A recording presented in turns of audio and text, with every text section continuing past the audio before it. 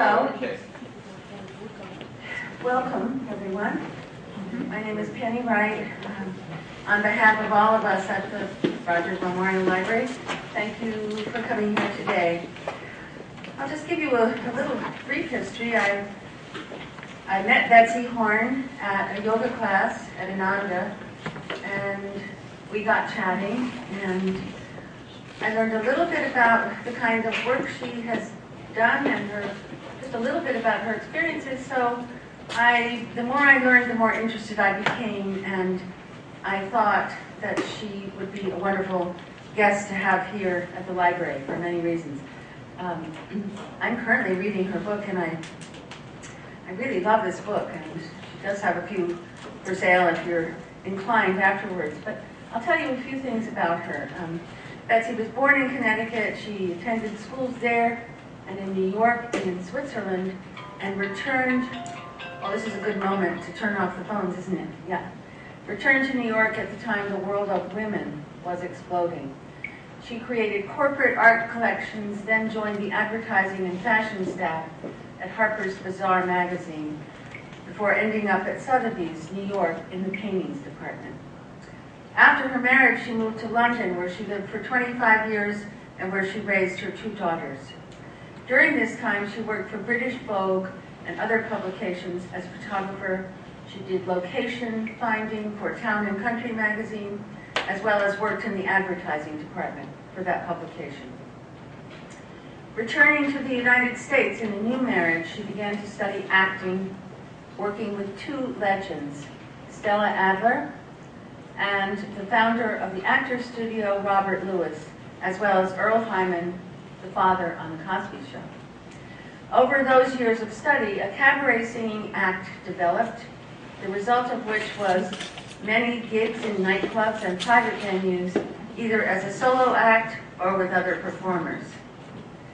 Diagnosed in 2001 with an aggressive form of ovarian cancer, Betsy was successfully treated at Yale University Hospital, undergoing conventional treatment. In the aftermath of these treatments, and with the realization that she must make serious changes in her approach to both her physical and emotional health, she opted to try a new model of healthcare known as biological medicine.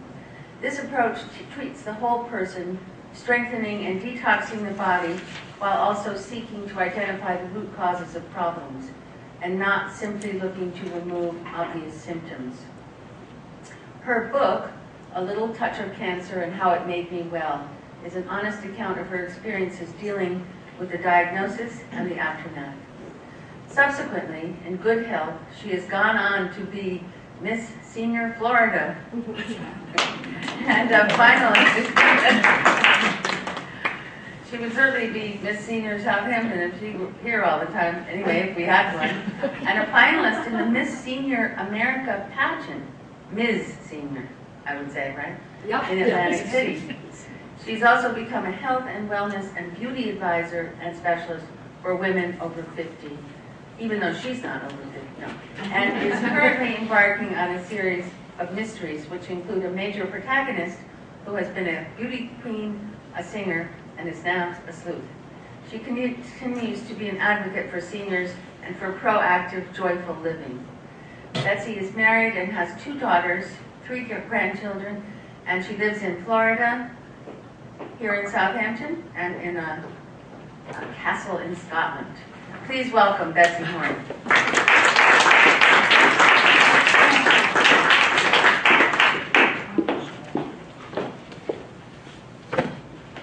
Hello, everybody. That's part of my notes to say hello. So hello, and thank you for coming, and thank Penny for having me. I've been to some of the functions here, and the Rogers Memorial Library is terrific. I presume that some of you are here because you have an experience with cancer. I actually already talked to someone, Donna Fedora, who's read my book, as has her husband. I was blown away, and thank them. But you are dealing with a friend who has cancer and would like to know more about it, or you just come because the programs are so good. So Penny described I'm certainly over 50. Actually, on the eve of my 60th birthday, just about this time 15 years ago, was when I was diagnosed with suspected ovarian cancer, which could only be determined by surgery. I have to tell you that probably hearing that was about as scary as anything else that happened during that whole time, which was over a year, other than hearing that I had to have chemo, that was part of the Yale protocol. That was very surprising. Nobody said that to me. I was scared to death. My mother had sworn to all her children that she'd given us such great genes that nothing ever bad would ever happen to us. And so one of the things I first did when I left Yale, that after hearing this, was go to the parking lot, which was very closed, like a cave next to the doctor's building, and scream at my mother for getting it wrong. Where did that bum gene come from? Well, I was on a trip. That diagnosis started a whole voyage, and I don't know if any of you wonder about the title, A Little Touch of Cancer. There's really no such thing as a little touch of cancer, but I chose that title for a very definite reason. I had just turned 60, and one of my two daughters had just given birth to my first grandchild. And I was determined that I was going to survive. There was no question of this being more than somehow a blip on the radar, which is what I thought at the time. It didn't turn out quite that way. But so the whole book took me about 10 years to write, and the reason it did was because I wasn't a writer, and I wasn't totally serious about it, although I really was serious. I wanted to do it, but it just took a long time to kind of knuckle under. And the book was published in 2013, and the reason I went in the beauty pageant was because that pageant was at the same time the book was published, and I thought, well, you know, if something good happens here, this could be very good. I'll get some press, and I can mention my book, and that will be fine, and that's kind of what happened. So,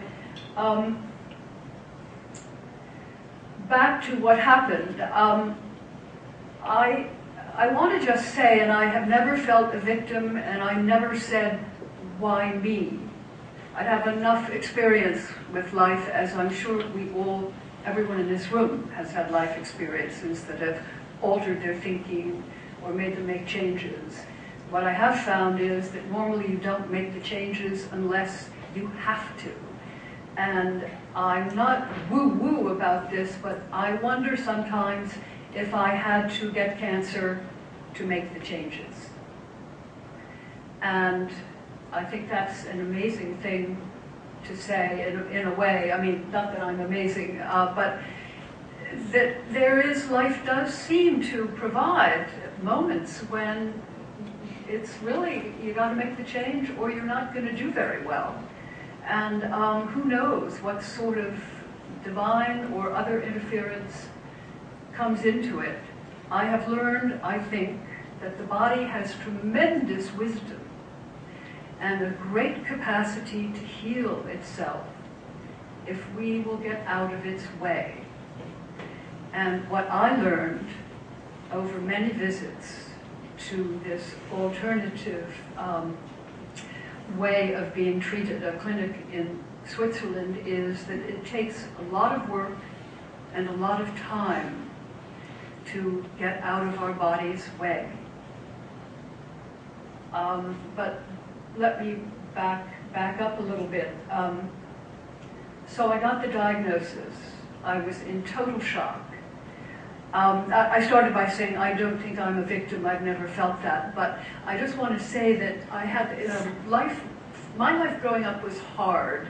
I grew up in a rather abusive family. My father was abusive. He died suddenly when I was 14.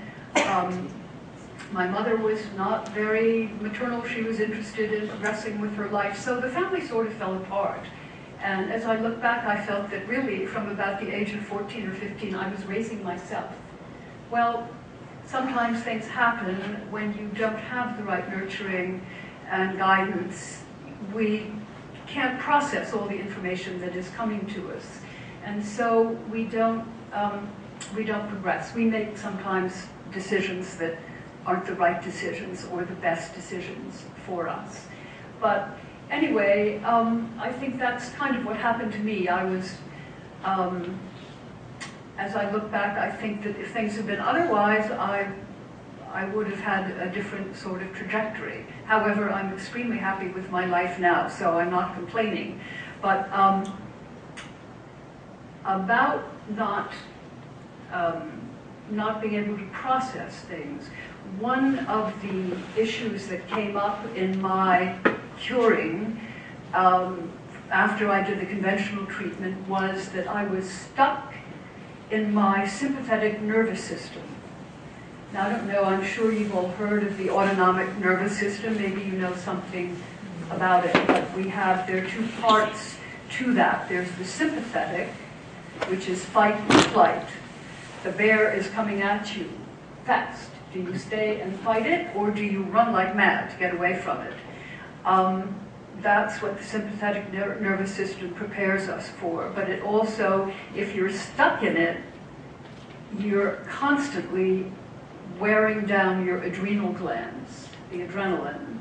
And in my case, I was wearing down my immune system at the same time. The parasympathetic is called rest and digest. It's automatic, and it does things like helping us swallow and digest and do all those things. So I look back on my childhood and say, because I was scared quite often, that is something that became wired into my system, which I work on to this day. And the yoga class that Penny and I go to, which is restorative yoga, is really very good. I feel relaxed and like nothing can really get to me. I meditate. I've left some handouts there about cheater's meditation for people who don't know much about meditation. And then I've also left a Christian meditation, which you don't have to be Christian to do it, but it's for syllables that actually are in Aramaic, which was where Jesus's language, apparently. So you can look at those things and try them, but it works for me. And what I've discovered is we all have to find out what works for us, especially as we get older, because stuff happens. But back to what happened. So I leave Yale University having been told they want me in very quickly. I saw from Dr. Schwartz's eyes he was nervous. And so after making a tentative appointment, I went home and wondered what the heck I was going to do. Well, it was Friday, that's when he sees people. Saturday morning I got up, I had coffee, and I started making lists and making phone calls. Because the first decision I made was, I don't know exactly if I'm going to go ahead with this doctor. He had been monitoring an ovarian cyst for 7 years. And he didn't want to do surgery because I had no pain and there was no bleeding or anything. And then one day it changed. And I had liked him very much. I built up trust. But in my mind said, you need a second opinion. So I had to figure out, I started calling people. My mother said, and I never used to do it, go to the top. I couldn't wait to go to the top. I knew someone who was the head of Memorial Sloan Kettering. I called him. I said, you probably don't remember me, but I really would like some help. Could you get me in to see a doctor pretty soon? I was looking for corroboration. Dr. Schwartz at Yale had said, well, here's what we'll do. You have a choice. I'm going to open you up and remove one of your ovaries. And I'm going to send down a frozen section to the lab. And if it's not cancer, I'll do whatever you want. I'll stitch you up. I'll, don't remove anything, but if it's cancer, you don't have a choice. Well, I didn't have a choice. But anyway, I went to get corroboration at Memorial Sloan Kettering, expecting he'd say just the same thing, that's what we would do. Said something completely different. he said, well, we'll bring you in and we'll do laparoscopic surgery and stitch you up, and then we'll look at the section and we'll decide what we will do then if it's cancerous.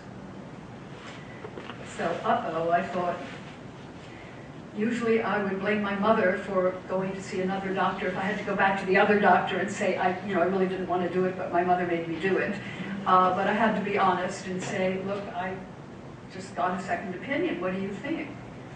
And he looked at me and said, never ask me a question unless you want the truth. And I found that to be true with him, and I love him. But anyway, he said, I am sure there's a place for laparoscopic surgery, but not in my practice. I need to open you up.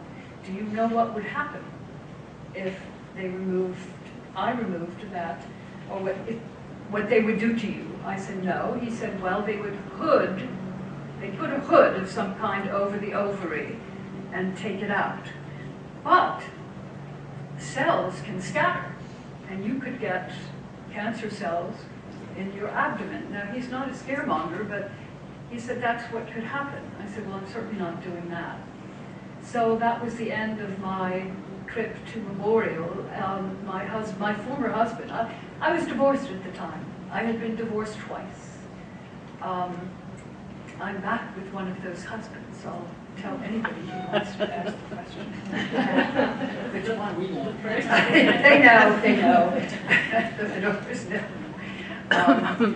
I was getting a hard time for people who cared about me. Why don't you just go ahead with it? And I said, no, I will not submit to the process until I feel sure that this is the right choice. And it's my right to do that. So I didn't. Finally, after talking to other people, I decided that Yale was the place. I had thought briefly about alternative because I believe in it. I always have. I'd always gone to a chiropractor for preventative medicine and continue to. I'd always done acupuncture. I had been trained in transcendental meditation. Anyway, I ruled that out. The doctor had said it was aggressive. And I just said to myself, you have to submit to the process, and you can fix it after if you come out. But if it's aggressive, I better get rid of it. So that's what happened. I went to Yale. I had a successful surgery. It was cancer. I knew it immediately when I woke up and looked at the clock because I'd been in for 4 hours. It wasn't some simple little thing. And I remember 2 days after surgery, the next day, Dr. Schwartz came in. I said, I want hormones. He said, what do you mean you want hormones? I said, this is instant menopause. This is castration. You've taken everything away from me. Give me some hormones. And he said, okay, you can have some intravaginal. Not that much goes into the system, if that would make you feel better. So they gave me my hormones. And from then, it was just getting better. It was 5 days in hospital. My daughter, P.S., meanwhile, because I lived alone, I had to become a personnel expert because I wouldn't be able to drive for 6 weeks. And so I found people who were willing to drive me to and from for checkups and so forth, and then to chemo after, and a wonderful caregiver who really was so helpful to me, Dale, who stayed with me for about a month, coming just in during the day, in and out. And my daughter came from London where she was living. So after that time, well, the chemo was over summer. And I had a house in Bethlehem, Connecticut, and someone suggested I bring a bed downstairs because the doctor had said, don't go up and downstairs because you'll put yourself back. So I sat on that bed most of the summer, mostly alone, and really thought about my life. Divorced twice, no significant partner. My children were not living nearby. I felt that I had issues from divorce because the children were 6 and 8 when I was divorced. And I thought, I was doing pretty well. I had started a cabaret career, and I had gigs occasionally, and I had friends. I realized that I had to go back to the drawing boards, and that was really hard. But sitting there, I remembered this doctor that I had heard speak in New York, probably 5 or even more years previously. And he talked about the medicine that he did, called biological medicine. And he was the head of a clinic in Switzerland.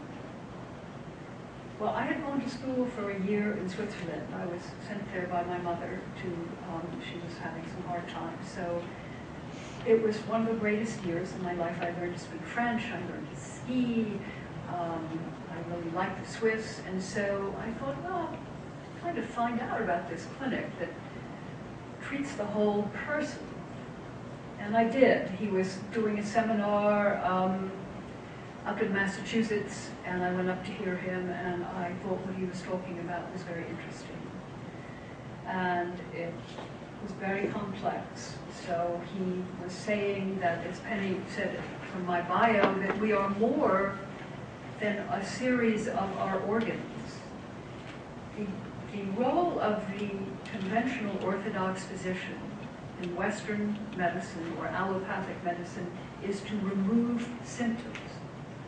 And they will remove those symptoms from the affected organ, whether it is your kidney or your lung or whatever. We tend not to treat the whole person. And this clinic said, well, we're going to look at you from every aspect, not only what your illness is, but we're going to find where your weak parts are and strengthen them.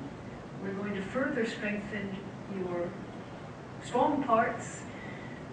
We are going to detox you completely with the understanding that over time, if you assume that as babies we come into the world, unless the baby has a previous, an existing condition, with an empty sort of disease barrel. And over the period of a lifetime, unfortunately we live in a very polluted universe, very polluted planet. It's everywhere.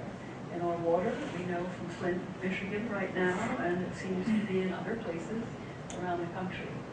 Our air is not as clean as it could be. We have gas fumes, we use household products that give off toxins. We buy furniture that's new, that's treated with heavy chemicals. And ultimately, some of those products come through the pores, come through the breath, and they lodge in our tissues. And that's when illness will, over time, occur. It's in the aggregate. So they went to great lengths to detox us through diet, through colon therapy, through something I really like, which is called far infrared saunas, far infrared therapy, which was developed by NASA for use in space for immune system boosting. And it's also thought to kill cancer cells and give the immune system, as I said, a boost, and to detox heavy metals. That's another thing the clinic really looks at. Where are the heavy metals in your body? They end up being, a lot of the times, in our teeth, the mercury in our teeth, which, and it's a mystery to me why dentists still use mercury, because when you eat, when you drink a liquid that's very, very hot, that affects the mercury and causes methylmercury to be released, which is a terrible brain toxin. If you remember the Hatters in Danbury, they called them mad as a Hatter because they used mercury in doing something with the felt on the hats. And a lot of people still have mercury in their teeth. I have had mine taken out. And when I have a filling, I do not allow that to be put in. I go to a more holistic dentist anyway. So what I discovered, so I signed up to go to this clinic. It was expensive, I had the money at the time to do it, and I felt I was making an investment in my health. And I was really not, I knew I had to change. I really was quite unhappy and quite shocked by where I was. After 1 week at this clinic, I felt so much better. And I hadn't even seen the sort of therapists, the shrinkers, the people who talk over your issues. And I started to realize that when the body detoxes, the mind sort of automatically detoxes. I was really an angry person, and I thought, there is really a change. I feel this after 1 week. While there, people had been, there were a lot of return people. They told me about a couple of people who perhaps I'd like to see. One was Mr. Faulkner.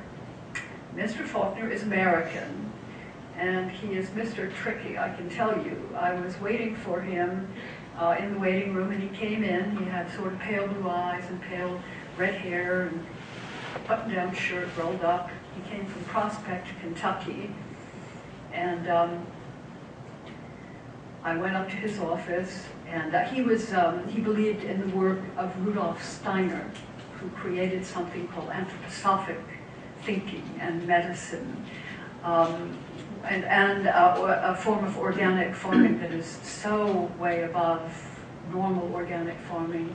There is one farmer here in Southampton that does it. I don't know if he's still doing it. I haven't spoken to him for years, and I can't tell you his name, but it's very, very intensive and a bit weird. I mean, they bury deer manure with bones in the ground to fertilize the ground, and they plant by the time of day that is supposed to be the best for the plant. Anyway, Mr. Faulkner. So he asked me to write down what made me happy. Just a short list. And I said that hiking and my grandchildren make me happy. And what else? And I couldn't really think of too much else. And then he asked me to do an exercise, which was very strange to me, but it was walking forward as if I was a closed flower, and then walking forward and opening myself up as if I was greeting the sun, like an opening sunflower, and then closing as I walked backward and saying these sort of words. And I found that had a tremendous effect on me, and made me very sad. I started to cry. And I worked with him over a period of time. And what he finally said, and he learned about my life and some of the things that had happened, and when he felt I was really improving a lot, he said, you know, you can find yourself in a minute. Anybody can. It's just that you have to stream more with nature, go and walk, and that raises up the immune system. Think about what makes you happy, stream, go garden. So I immediately went to a nursery and learned about doing the little plants and not choking them as I was repotting them. And so anyway, the whole adventure really gave me my life back.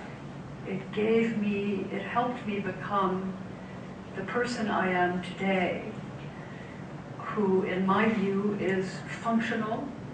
I keep throwing myself out of the box to try new things.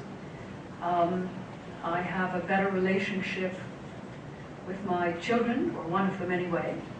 And all right, I'll tell you which husband I married. I got back with my second husband, and it's really going a lot better this time, I can tell you. I finally learned how to have a relationship. I think I hadn't known that, and that's really what I had to figure out, to be able to trust somebody enough. That's why I mentioned some of the childhood stuff. So here I am today. I'll be 75 in June. I'm going to take up Spanish guitar for my birthday, and maybe I'll start another cabaret act. Who knows?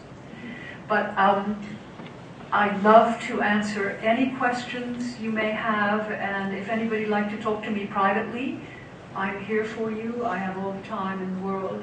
And I just want to see if I've sort of covered. I really am going to force everybody to hear my sort of 12 musts. So what I learned from Switzerland is that it's diet, diet, diet. And I will crib from the wonderful writer Michael Pollan, who writes about food, and he says, eat real food, mostly plants, not too much. He also says, if it's a plant, eat it. If it's made in a plant, don't. So that's a no-no for a lot of processed food. It's alarming to me how on an airplane, which I happily came up here to talk with you today, you get the most awful packets, and you can't even buy something that's edible, in my view. Anyway, when we age, we don't realize how dehydrated we are. That can cause a lot of problems to our joints, our tissues, our brain, and our general health. So I just sip water all day and make sure that it's clean and pure as you can find it. Stay away from sugar. Resolve unresolved conflicts, which usually means it's time to forgive everybody. Your parents, your awful brother, and yourself. Conflicts cause stress. Over time, stress will kill you. And dietary stress is bad for you. If you keep inflaming your tissues by eating the wrong stuff, you're not going to stay healthy. Know your biography. It's important to know something about your gene pool, where you come from, who got sick, what did they die from, what is your constitution? Are you strong? Do you tend to get colds or flus in the winter? Find out. Learn more about yourself and what you need. Be proactive about it. And you might consider taking a probiotic. I take that to find balance in my system. I don't know, how many of you take a probiotic? Okay, that's great. What is it? What is it? Well, a probiotic is usually a pill or a tablet that has a number of different bacteria. Our gut is the seat of illness. We have tons of bacteria in our gut. Sometimes it's the wrong bacteria. A probiotic will florate the guts and the intestines. One of the troubles with them, however, is that we have so many strains that we don't know what they are. One was recommended to me recently by my doctor in New York. If you're interested in knowing, it's called VSL3. I have found it very, very good. What is different about VSL3, which you need to get, you can get it online, it needs to be refrigerated like many of them do, is that it has many, many more different strains than anything that's out there, say at the health food store in Southampton. Care more about your health than your doctor does. Really educate yourself about what's going on with you and read your results, your labs, when you get your health thing back.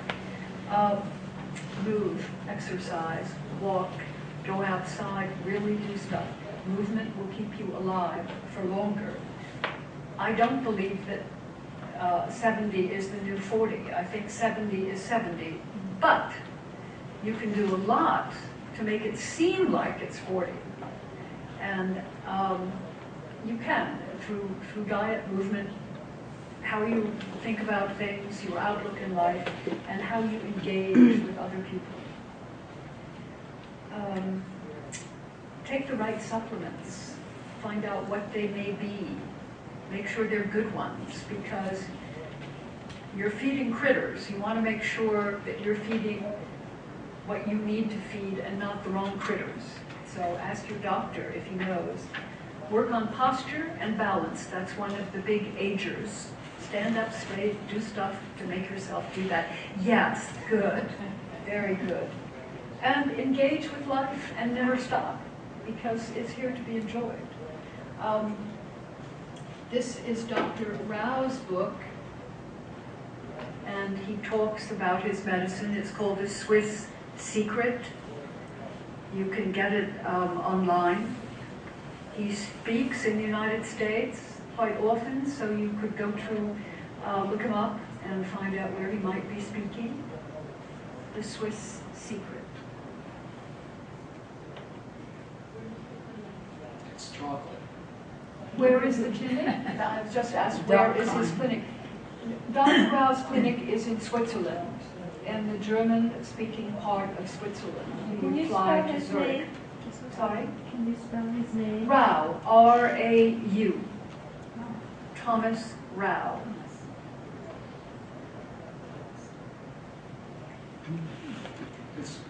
You do have a website. Is all this information on that? Could you speak up? I'm sorry. You do have a website. I do have a website. Is all It's this on my information? card. You can email me. I'm happy to answer anybody personally. So I would love to answer any questions. Penny. I have a question. Could you describe your diet to us, please? My diet, okay. First of all, I'm not always perfect. So I drink red wine. I actually am taking a break now because I think that you do get kind of toxic. I try to view meat or animal protein as a condiment. A portion about that big is what I will eat. In America, they give you too much food, much too much food. And I find that I usually send sort of half of the, or take it home, I really do have a dog.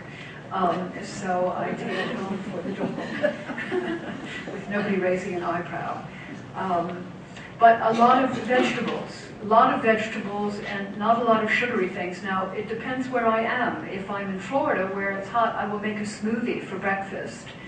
And I will put in some fruit, like blueberries, whatever is available. And also, I am pretty totally organic.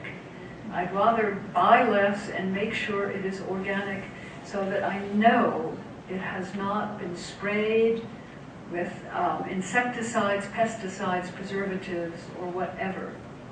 Because that's one less thing I'm putting in my system.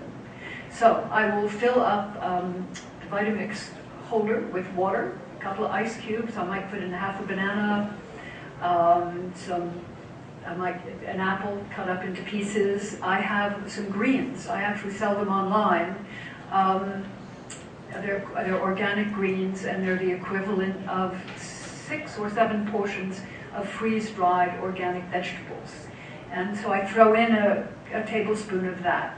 I throw in some sort of protein powder, some chia seeds, some nuts, something called spirulina, which is a chlorophyll-type substance, chlorophyll powder.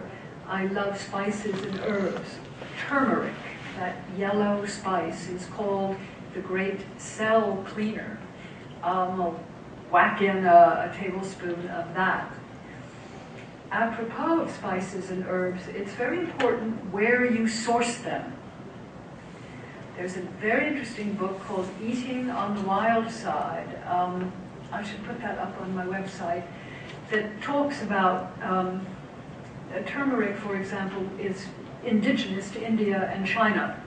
Other countries grow it and process it.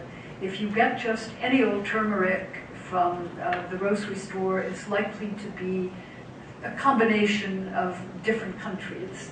And it might not have the strength and the power that something that's organically grown or comes from India or China. So it's fun to ask where you can sometimes buy it fresh, and then that's very special. So a smoothie, say, for breakfast. A delicious, I'm not celiac sensitive, I've been tested, I can do wheat, and I love bread. So I buy organic. There's a wonderful bakery in Florida. I will buy this lovely organic whole wheat bread and have a slice in the morning. And I don't use butter, I use olive oil. I use olive oil on my toast, and I find that just yummy. And sometimes I'll have eggs. I'll have eggs for dinner with a salad, 2 boiled eggs. I try to make sure the oils, my doctor in New York loves for salads a combination of olive and canola. And people give canola a bad rap, but I can tell you it grows right next to me in Scotland. It's a beautiful, real plant. It's not a frankenfood. And it has more omega-3s, which we need very much for our health, than olive oil. Olive has the 6s, which we need less of, and we get too much of. So I never miss a meal. I always have a good breakfast. I always have lunch. Very often I'll have a salad, a mixed salad with avocados, good lettuce. I love onions and garlic. Might have some shrimp on top of that, or sardines, which I don't always love, but they're very good for the bones. And then dinner is dinner. I find that I sleep better, much better, when I eat dinner around 6:15 and don't have any wine, and give my system a chance to really digest everything, and then sort of go to bed. Hi, I'm sorry. Hi, I'm so sorry. Nice to meet you. Hi. Sorry, it's sort of at the end, but I know, I just found out. That's why. well, if you want to ask me questions after, Sure. you can. So that's my diet. Yes. What about hormones? You mentioned something I about love hormones. So, I was very, very careful. I don't know how I'm doing on time, Penny. Oh, we're fine. Okay. We're absolutely fine. So, the Women's Health Initiative. Remember that? About 10 years ago, they started screaming and yelling, oh, cancer, cancer, hormones, cancer, stop. What they were doing was giving Premarin, a product made from pregnant mare's urine, to women who had had menopause 5 to 10 to 15 years previously. Well, of course they were going to have problems. You have a window after menopause of a few years. I've talked to many physicians about this. About 3 or 4. 2 years, maybe 3 years, to start up hormones again.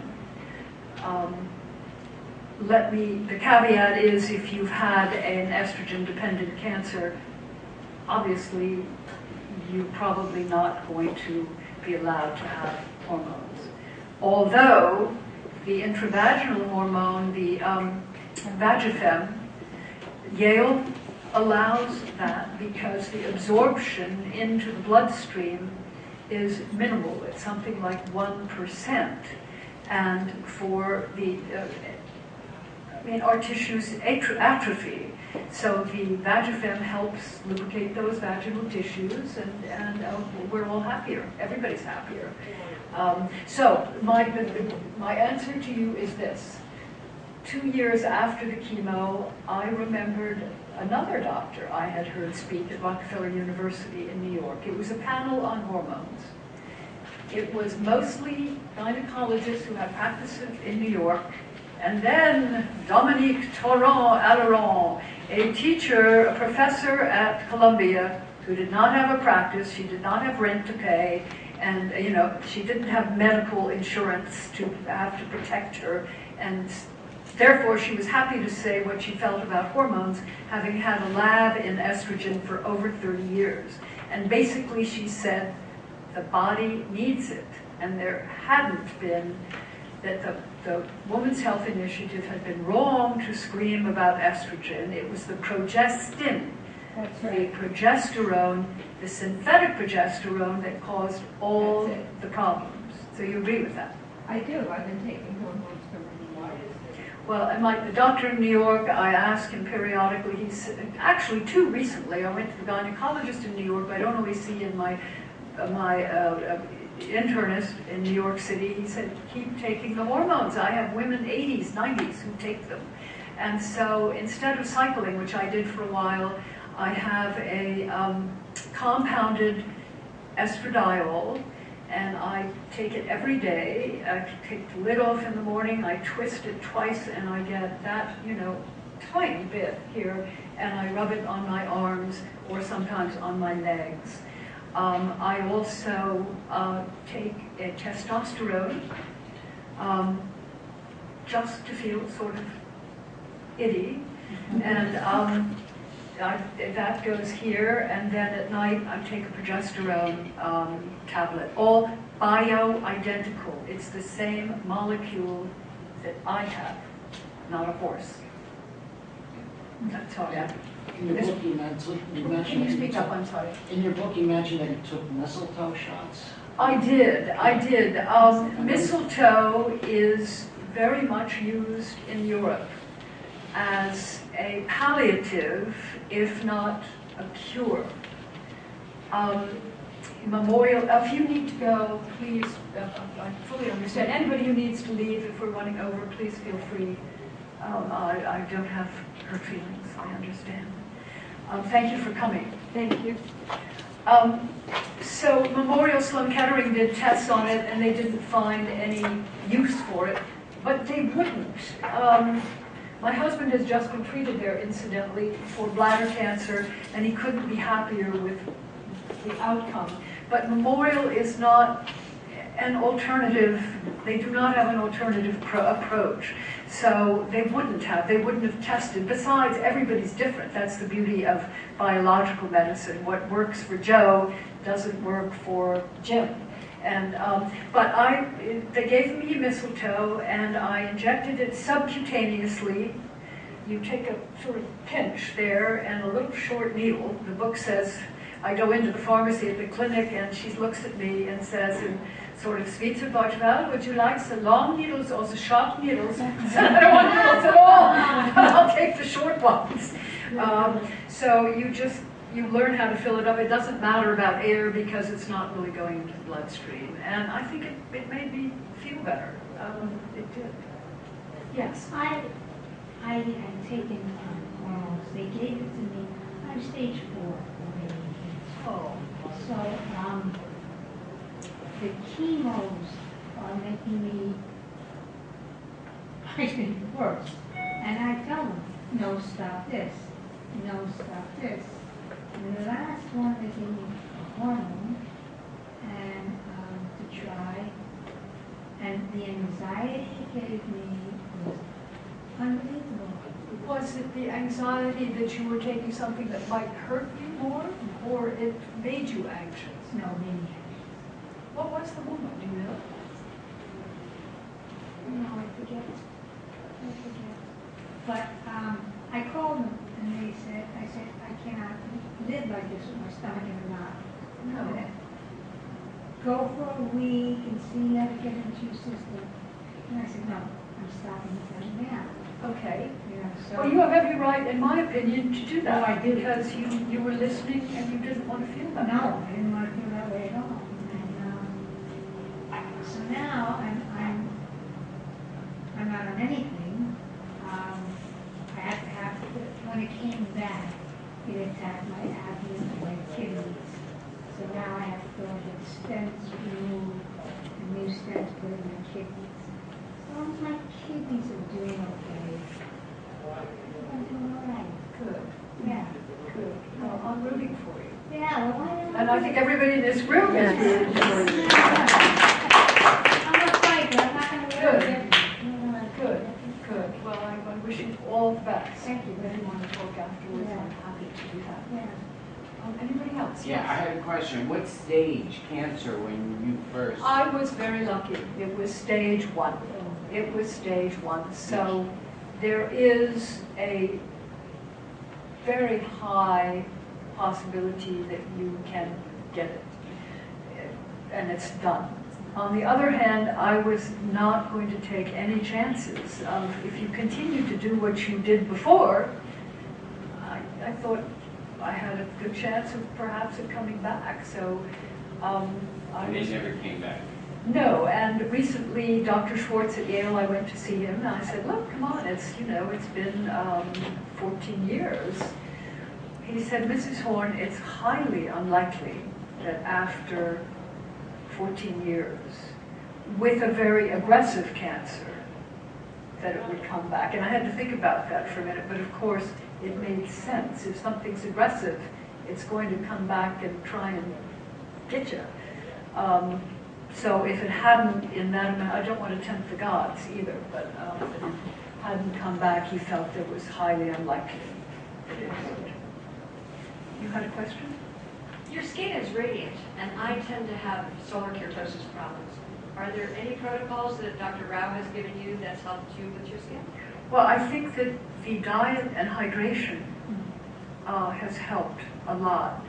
I have found something in London that I really, really like called Liz Earle, and she does, there are a lot of good things. It's not fully organic, but it's a cream that you put on, and she sells you also a very little muslin washcloth. It's just, see-through. It's muslin, where you really, I know that I'm getting makeup off properly, and then you rinse it, and then there's a spray. If you look up Liz Earle online, if you're looking for something. On the other hand, I like Dr. Hauschka very much. That's expensive, but you just use less, and it lasts longer. But what is the condition that you have? Solar keratosis. What is that? It's a precancerous. Oh, And I also have some basal cells and some squamous cells. okay. Well, do you use a lot of sun protection, or? I try and go only in the sun very early in the morning, and wear hats when I don't. That's good. And I do use coconut oil, which is a good sun protector. Is it? I didn't know that. Okay. Well, good luck. Anyone else? Yes. I'm glad to hear that you did all that detoxing, because that's such an important step. And you mentioned about the colon being the sewer system of the body. And somebody asked about probiotics. I think it's important to mention that a lot of medications, especially antibiotics, destroy the good bacteria in your gut. Absolutely. And it's important to take probiotics. And a lot of people think they get it in yogurt. And some do if it's a good yogurt. But a lot of the yogurts have so much sugar in them Yeah, exactly. that you're sort of defeating the whole purpose. And Did everybody hear that? Yeah. Because that's an important point. And sugar is just, cancer cells love sugar. So the more you can wean yourself off of sugar, the better it is. and grain. And grain, well, that's controversial. I like grain, but I would. Right, but I'm just saying if you're ill, it's a good idea to limit the grain. Why is that? Because they turn to sugar. It's a high glycemic. They process into sugar. But what if you eat it with an egg, say? Well, food combining says not to do that, but Or do you do that, the haze? well, I think it's all a matter, like you said, everybody's different. So some people need to do the simple diet where you don't combine carbs and proteins, but other people can tolerate it. Right. But a lot of the breads are so toxic anyway. Well, New World Wheat, there's, I can't think of his name, wonderful physician, wrote a book called Woodson Merrill. I don't know if you've ever heard of him, but he speaks about New World Wheat having proteins that have never been characterized, which is a sort of more medical way of saying that, we don't really know what all the processing and hybridization has done. But that's why I like my little bakery in Florida, because they get it from an organic farm in Kansas. You see these great bags of organic wheat. There's two books. One, Wheat Belly, that explains how they screwed up Yes. wheat, and Brain Drain by Dr. Perlmutter. Right, Yeah. right. Well, also it's interesting to look at some of these top doctors like Perlmutter. Mark Hyman is very, very good and intelligent. Dr. Rao, and you can go if you're interested on YouTube and see what these people have to say. Yes. Yeah, just exactly how do you wade through this abyss of misinformation that you get so much? How do you determine what to believe? I mean, you'll hear about a wonder drug one day, and the next 3 Well, years later, you know, that's a very good point, because they're always changing the gold standard or the goalposts. You know, now it's great, and then tomorrow it's just terrible. It's the worst possible thing. I think you have to cross-reference your sources, find a couple of people that you like to follow that are really legitimate and they have good credentials, good creds, and make up your mind for yourself. And, you know, that's all we can do. Really. Is part of the process, if you believe in something, then that's really going to work for you? Is that part of the process? Well, I think that we do better if we believe that what we're doing, that may not be a satisfactory answer, but I think that, you know, if you think it's good for you and you really have done some research. I mean, what gets to me today, particularly in this political cycle, which we don't need to go into, is that, come on, you know, I mean, let's check and see what is somebody really saying? What are they really saying? Whether it's a doctor or they're trying to sell you something. So, you know, we just got to keep doing the work. Do you use a substitute for the sugar?